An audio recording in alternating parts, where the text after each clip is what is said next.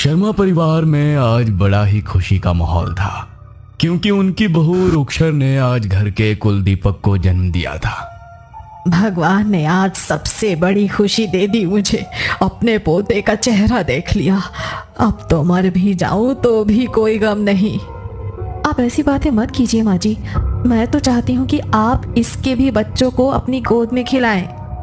घर में खुशियों की ये बातें चल ही रही थी, तभी घर के दरवाजे पर दस्तक हुई। मधु ने जाकर दरवाजा खोला तो उनके घर के बाहर बधाई लेने के लिए किन्नर आए हुए थे। मधु ने उन्हें घर के अंदर बुलाया।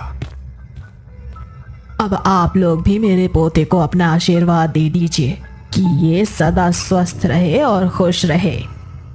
अरे हाँ हाँ माता जी, हाँ हाँ, हम इसे आशीर्वाद देने ही तो आए हैं। लाओ बहू रानी, जरा मुन्ने को हमारी गोद में दे दो। रुक्षर ने अपने बेटे को उनकी गोद में दे दिया। वो अपने हाथों से उसकी बलाएं उतारने लगी, मगर तभी उसका चेहरा अचानक से बिल्कुल गंभीर हो गया, जैसे कोई चिंता भरी बात उसके मन में आ गई हो। क्या हुआ? अभी तो आप बहुत खुश थी, अचानक से आप इतनी परेशान क्यों हो गई? पता नहीं, लेकिन कुछ अजीब सा लग रहा है, जैसे तो कोई मुसीबत तुम्हारे परिवार पर आने वाली है। घबराहट हो रही है मुझे। देखिए, अगर ऐसा कुछ है तो आप कोई निवारण कीजिए। आपकी दुआओं में तो बहुत ताकत होती है। आप मेरे मुन्ने की सलामती के लिए उसकी बलाएं उतार लो। मैं तुम्हें एक रक्षा पोटली देती हूँ। तुम इसे अपने घर की चौखट के बाहर गाड़ देना। जब तक ये तुम्हारे घर की चौखट के भीतर गड़ी रहेगी, कोई तुम्हारा कुछ नहीं बिगाड़ पाएगा। किन्नर ने रोहन के हाथ में वो रक्षा पोटली पकड़ा दी और बच्चे के सर पर अपना हाथ फेर कर वहां से शगुन लेकर चली गई। उनके जाते ही रोहन ने अपने घर के बाहर अपनी चौखट के नीचे गड्ढा करके उस रक्षा पोटली को गाड़ दिया। मगर उस किन्नर की कही हुई बातें कहीं ना कहीं अभी भी उनके दिमाग में घूम रही थी, जिससे रुक्षर का मन बार बार बेचैन हो रहा था। पता नहीं, लेकिन मुझे अभी भी बार बार घबराहट हो रही है। किन्नर माता की कही हुई बातें बस मेरे दिमाग में घूमे जा रही हैं। कौन सी अनहोनी, कैसी अनहोनी, आखिर कहना क्या चाहती थी वो? ऐसी बातों को ज्यादा ध्यान नहीं देते बहू। और वैसे भी उन्होंने हमारी रक्षा के लिए घर की चौखट के नीचे रक्षा पोटली तो गड़वा ही दी है ना। तो तू क्यों इतनी चिंता कर रही है? ज्यादा मत सोच। जो खतरा आने वाला था वो टल गया है। बस भगवान का नाम ले और मुन्ने का ध्यान रख। मधु के समझाने के बाद भी रुक्षर का मन शांत नहीं हो रहा था। रात को मुन्ने को सुलाने के बाद रुक्षर भी बहुत थक चुकी थी। वो भी आंखें बंद करके लेट गई। रात के लगभग 12:30 बजे का वक्त था। तभी उनके घर के बाहर एक हलचल हुई। काला लिबास पहनी एक औरत, जिसने अपने चेहरे को काले कपड़ों से ढका हुआ था, उनके घर के बाहर चौखट के पास जाकर बैठ गई और अपने नाखूनों से उसने चौखट की मिट्टी को खोदना शुरू किया। तुझे क्या लगता है मेरी जिंदगी बर्बाद करके तू खुश रह पाएगी? जो खुशी तेरी वजह से मुझे नहीं मिली और जो मैंने तेरी वजह से खोया है, वो सब मैं तुझे भी नहीं मिलने दूंगी। कभी खुश नहीं रहने दूंगी मैं तुझे। आज से तेरी बर्बादी का समय शुरू हो गया है। बस अब तू अपनी उल्टी गिनती गिननी शुरू कर दे। उसने मिट्टी खोदकर भीतर से रक्षा कवच को बाहर निकाल लिया और अपने झोले से नींबू मिर्ची का जोड़ा निकाला और उसे उसने उस गड्ढे के भीतर रखकर अपनी हथेली पर चाकू से एक चीरा लगाया और अपने खून की बूंदें उसके ऊपर टपका दी और जल्दी से मिट्टी से उस गड्ढे को भर दिया और उस रक्षा पोटली को वो अपने साथ लेकर वहां से चली गई। तभी अचानक रुक्षर को नींद में कुछ अजीब सा महसूस हुआ, जैसे कोई उसके बगल से गुजर रहा हो। किसी के कदमों की आवाज बार बार उसके कानों में पड़ रही थी। वो एकदम से हड़बड़ा कर उठी और उसे लगा कि खिड़की के पास कोई खड़ा होकर उसे और उसके बच्चे को ही देख रहा है। ये देखकर रुखसर बुरी तरह घबरा गई और वो इस हद तक डर गई कि उसके गले से उसकी आवाज भी नहीं निकल पाई। वो बुरे तरीके से पसीने से भीग गई और वो काला साया उसकी तरफ बढ़ने लगा। उसने अपने बच्चे को चादर से ढक दिया और रोहन को जगाने की कोशिश करने लगी। उसने जैसे ही रोहन को उठाने के लिए उसके कंधे को सहलाया तो रोहन एकदम से नींद में हड़बड़ा कर उठा। क्या हुआ रुखसर? तुमने इस तरह मुझे क्यों जगाया? तुम्हें कुछ चाहिए क्या? वो काला साया कमरे में घूम रहा है। वो मेरे और मुन्ने की तरफ ही देख रहा था। आप कुछ कीजिए, किसी पंडित को लेकर आइए। कोई तो काला साया है जो हमें नुकसान पहुंचाना चाहता है। क्या? मुझे लगता है तुम दिन में हुई बातों को कुछ ज्यादा ही सोच रही हो, इसलिए तुम्हें सपने भी वैसे ही नजर आ रहे हैं। तो मेरी बात समझ नहीं रहे हो रोहन। मैंने कोई सपना नहीं देखा। वो शायद मेरी आंखों के सामने खड़ा था, उस खिड़की के पास। देखो रुखसर, हमारे घर की चौखट के बाहर रक्षा पोटली मैंने अपने हाथों से गाड़ी थी। उसके रहते कोई भी ऐसी शक्ति हमारे घर के भीतर प्रवेश नहीं कर सकती। तुम ये सब सोचना बंद करो और सो जाओ। मैं एक काम करता हूँ, लाइट ऑन कर देता हूँ। लाइट चालू रहेगी तो तुम्हें घबराहट भी नहीं होगी। रोहन ने लाइट ऑन कर दी और रुखसर को भी लगा कि शायद ये उसका वहम ही है, इसलिए वो भी उस बात को महज एक बुरा सपना समझकर वापस सोने के लिए लेट गई। अगली सुबह जब उसकी आंख खुली तो उसने देखा कि उसके पेट पर किसी की खरोच के निशान है। ये देखकर वो जोर से चिल्लाई। तभी बाहर से उसकी सास दौड़कर अंदर कमरे में आई। क्या हुआ बहू? तू इतनी जोर से क्यों चिल्ला रही है? देख, मुन्ना भी डर गया। वो रो रहा है। तू उसे गोद में क्यों नहीं ले रही? मधु ने मुन्ने को गोद में लिया। तभी उसने देखा कि मुन्ने का शरीर एकदम नीला पड़ गया है। ये देखकर वो बुरी तरह घबरा गई। ये मुन्ने को क्या हो गया? इसका शरीर नीला कैसे पड़ गया? इसे जल्दी से हॉस्पिटल लेकर जाना होगा। जल्दी उठ बहू। वो दोनों जल्दी से उसे अस्पताल लेकर भागे। डॉक्टर ने उसे चेक किया और अस्पताल में ही एडमिट कर लिया। अस्पताल में जहां मुन्ने को लिटाया गया था, ठीक उसके ऊपर भगवान की प्रतिमा लगी हुई थी, जिससे वो बुरी शक्ति अब उस पर हावी नहीं हो पा रही थी। पता नहीं इसकी हालत ऐसे कैसे हो गई। ये तो बिल्कुल हेल्दी बेबी था। हमें इसे कुछ दिन हॉस्पिटल में ही रखना होगा। इसके साथ हम कोई रिस्क नहीं ले सकते। लेकिन इसे हुआ क्या है? अचानक से पूरा शरीर नीला पड़ जाना कोई आम बात तो नहीं है। हमें भी कुछ समझ नहीं आ रहा कि आखिर ये क्यों हुआ। खैर, आप चिंता मत कीजिए। हम कुछ दिन इसे हॉस्पिटल में ही रखेंगे तो ये ठीक हो जाएगा। अब घर जा सकते हैं। अस्पताल में ऐसे किसी का रुकना अलाउड नहीं है। लेकिन मुन्ना। आप उसकी बिल्कुल भी चिंता मत कीजिए। हम उसका ध्यान रखेंगे। अभी उसे इन्फेक्शन से बचाना जरूरी है। आप कल उससे मिलने आ सकते हैं। रुखसर और मधु का मुन्ने को वहां छोड़कर हॉस्पिटल से वापस आने का मन तो नहीं मान रहा था, मगर डॉक्टर के कहने पर रुखसर और मधु घर वापस आ गए। लेकिन घर में कदम रखते ही उसका पूरा शरीर इतना भारी हो गया कि वो सीधी ही जमीन पर गिर पड़ी और जब उसने उठने की कोशिश की तो वो खड़ी ही नहीं हो पाई। अरे बहू, ये क्या हो गया तुझे? तू गिर कैसे गई? ले, मेरा हाथ पकड़, उठ जा। मैं उठने की कोशिश कर रही हूँ माँ जी, लेकिन मुझसे उठा ही नहीं जा रहा। ऐसा लग रहा है कि मेरे पैरों ने काम करना बंद कर दिया है। मैं खड़ी नहीं हो पा रही हूँ। क्या? हे भगवान, ये मेरे परिवार पर कैसी मुसीबतों का पहाड़ टूट पड़ा है। पहले मेरा पोता बीमार हो गया और अब बहू को क्या हो गया? मैं रोहन को फोन करके घर बुलाती हूँ। मधु रुखसर को जैसे तैसे सहारा देकर बेड पर लिटाती है और रोहन को फोन करके ऑफिस से घर बुलाती है। रोहन भी सब कुछ देखकर चौंक जाता है। मुन्ने की तबीयत इतनी खराब हो गई और तुम्हें ना जाने क्या हो गया है। तुम लोग अब मुझे फोन करके बुला रहे हो? अभी वो सब जाने दीजिए और ये सोचिए कि आखिर ये सब हो क्यों रहा है। और इसे कौन ठीक करेगा। मैंने कल रात आपसे कहा था कि वो परछाई नजर आ रही है मुझे, लेकिन आपने मेरी बात नहीं सुनी। कोई काली शक्ति प्रवेश कर गई है हमारे घर के भीतर। अगर ऐसा है तो बस वो किन्नर माता ही हमारी मदद कर सकती है। हमें उनके पास जाना होगा।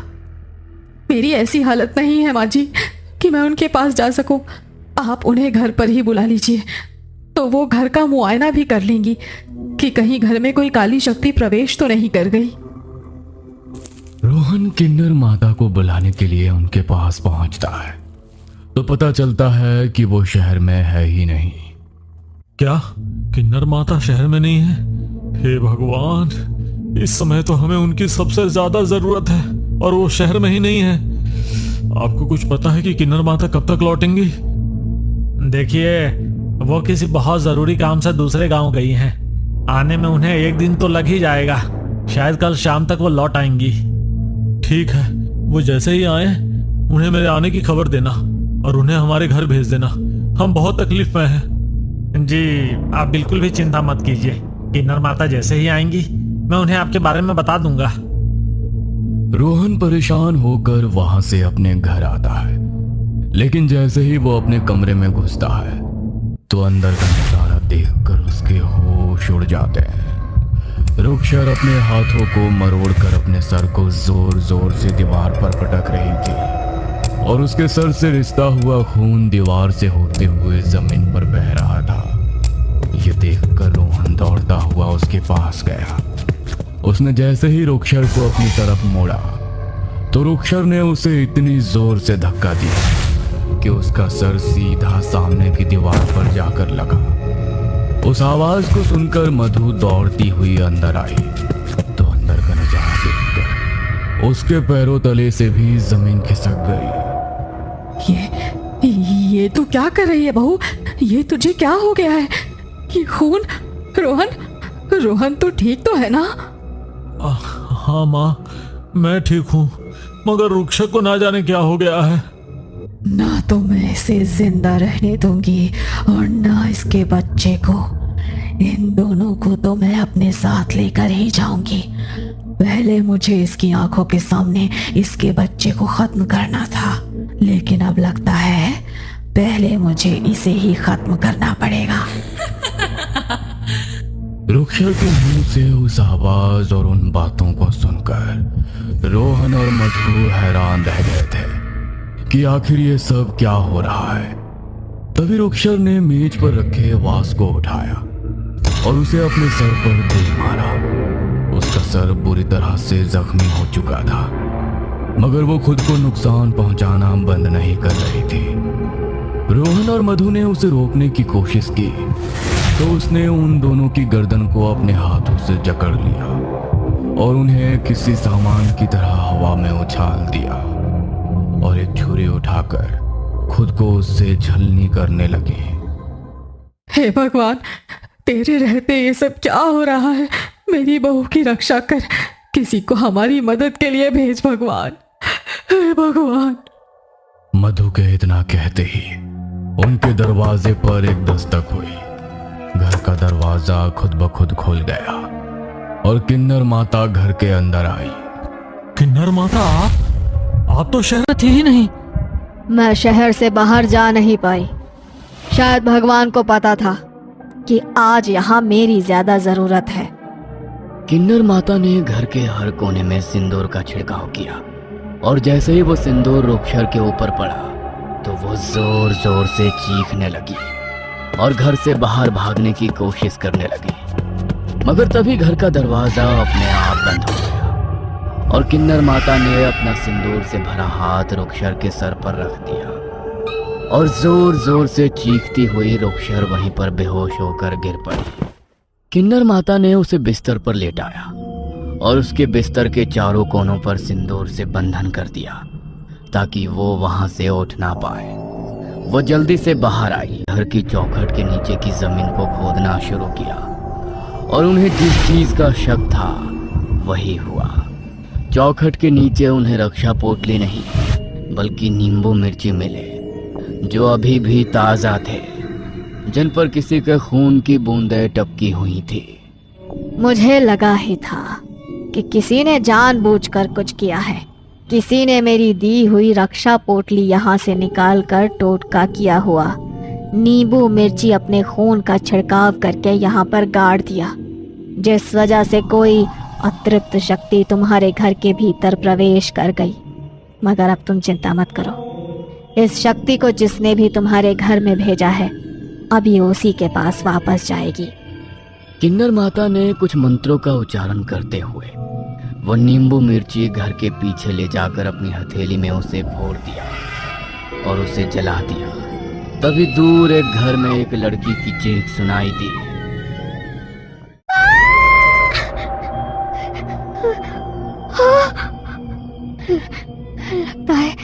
लगता है किसी को वो नींबू मिर्ची मिल गया है और किसी ने मेरे टोटके को मुझ पर ही वापस भेज दिया है। अब मैं क्या करूं? ये शक्ति तो मुझे मार डालेगी। पहले तो उसकी वजह से मम्मी पापा चले गए और अब उसकी वजह से मेरी भी जान जाएगी। मम्मी पापा, आप मेरी बात समझने की कोशिश तो कीजिए। मैं रोहन से बहुत प्यार करती हूँ और वो भी मुझे बहुत चाहता है। हम दोनों शादी करना चाहते हैं। प्लीज आप मना मत कीजिए। तुझे एक बार में कही बात समझ नहीं आती क्या? हमने बोला ना कि हम बिरादरी के बाहर तेरी शादी नहीं करेंगे तो मतलब नहीं करेंगे। भूल जाओ उस लड़के को। कल विक्रम भाई साहब अपने लड़के के लिए तुझे देखने आ रहे हैं। चुपचाप वहीं पर शादी कर ले वरना ठीक नहीं होगा। प्लीज पापा ऐसा मत कीजिए। मम्मी आप तो पापा को समझाइए। अरे उन्हें मैं क्या समझाऊं? तुझे जो बोला है चुपचाप उनकी बात सुन, वरना हमारा तुझसे कोई रिश्ता नहीं। अगर तूने हमारे खिलाफ कुछ भी किया तो हम भूल जाएंगे कि तू हमारी बेटी है। रुक्षर ने अपनी मम्मी पापा को समझाने की बहुत कोशिश की, मगर वो दोनों तो उसकी बात सुनने को भी तैयार नहीं थे। अगले दिन उसका रिश्ता पक्का होने वाला था, इसीलिए वो रात को ही अपने घर से रोहन के साथ भाग गई और उन दोनों ने मंदिर में शादी कर ली। जब अगले दिन सबको ये बात पता लगी तो रुक्षर के परिवार की बहुत बदनामी हुई। उन्होंने उससे अपने सारे रिश्ते खत्म कर दिए, मगर गांव वालों ने ताने दे देकर रुक्षर के घर वालों का जीना दुश्वार कर दिया। और एक दिन दिल का दौरा पड़ने से उसके पापा की मौत हो गई। पापा की मौत के बाद उसकी माँ भी बीमार रहने लगी। रुक्षर की एक छोटी बहन नेहा थी जो अपनी माँ का ध्यान रखती थी, मगर कुछ दिनों बाद माँ भी चल बसी और नेहा बिल्कुल अकेली हो गई। ना तो उसके सर पर माँ बाप का साया था और बड़ी बहन के घर से भाग जाने की वजह से ना अब कोई उससे शादी करना चाहता था। वो बिल्कुल अकेली हो गई और रुक्षर को इस सब का जिम्मेदार मानने लगी। इसीलिए वो अब बस उसे बर्बाद कर देना चाहती थी। मगर उसने रुक्षर को बर्बाद करने के लिए जो किया था वो क्रिया उसी के ऊपर उल्टी पड़ गई। उस अतृप्त आत्मा ने उसे घेर लिया। तभी घर के भीतर रोहन और किन्नर माता ने प्रवेश किया। किन्नर माता ने पूरे घर में सिंदूर का छिड़काव किया और एक कलश में उस अतृप्त आत्मा को बांध लिया। उस नींबू मिर्ची को जलाते हुए ही मुझे सब समझ आ गया था। तुमने जो भी किया उसमें तुम्हारी बदले की भावना जरूर थी, लेकिन जब मैंने ये सब तुम्हारी बहन को बताया तो उसका दिल पसीज गया। उसी ने तुम्हें बचाने के लिए मुझे यहाँ भेजा है। वो उसकी गलती थी, लेकिन उसने कुछ भी जानबूझकर नहीं किया। तुम्हारे माता पिता के साथ जो हुआ उसका दुख सबको है, मगर तुम अपनी बहन को दोषी मत मानो। इस सब में उसकी कोई गलती नहीं। नेहा जोर जोर से रोने लगी और उसे अपने किए पर बहुत पछतावा हुआ। जब रुक्षर को उसकी हालत का पता लगा तो उसने उसे अपने पास ही रख लिया और उसके मन में जो भी मैल था अपनी बहन से मिलने के बाद वो सब धुल गया। रुक्षर और रोहन ने मिलकर एक अच्छे लड़के से उसकी शादी करा दी और उसे भी अब एक नई जिंदगी मिल गई।